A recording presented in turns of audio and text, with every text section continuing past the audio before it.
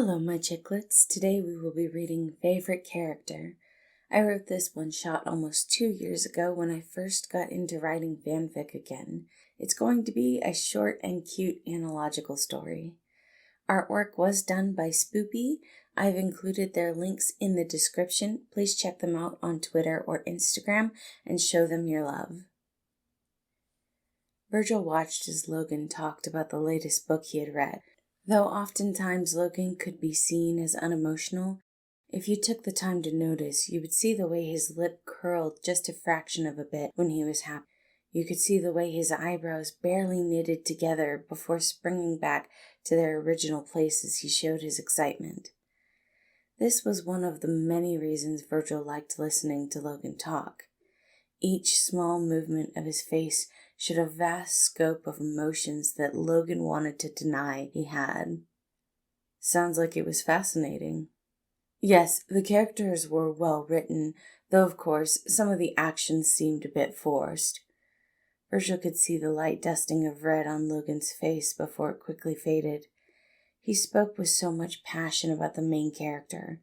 Virgil wanted nothing more than to be the person Logan was talking about. He wanted to be the reason for these microscopic expressions on the nerd's face. Logan, aren't you the one telling us we all need to get the recommended amount of sleep? Patton called, coming into the common area. The two of you should be headed to bed. Of course Patton would ruin their moment. Virgil loved Patton like a father, but right now he was pissed. Pulling up his hood, he hid it well. Night, you two. Virgil got up and headed towards his room, pulling out his phone to check Tumblr. Logan was also disappointed, though he would never let it show. He looked over at the fatherly trait. Patton, I have a query for you.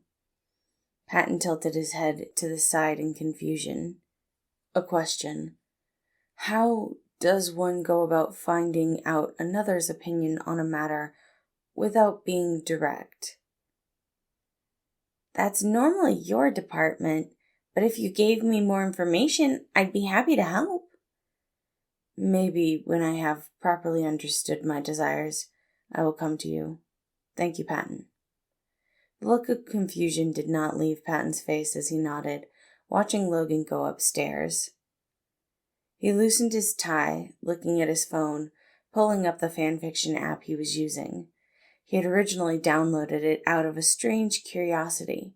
He wondered how the fanders perceived each of them.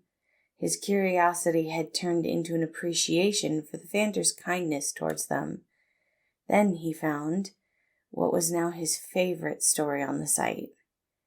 He had reread it at least 10 times and was ready to read it again tonight. Analogical. That was admittedly a clever name for the relationship between himself and Virgil. But as he had told Virgil, he knew that the actions in this fan-fictional caricature of them were a bit forced. Virgil would never love him in this way. Logan began to read it again. For a short while, he could pretend this was reality. He could pretend that Virgil would indeed knock on his door to tell him that he loved him. But Logan was logical. This was just a fiction.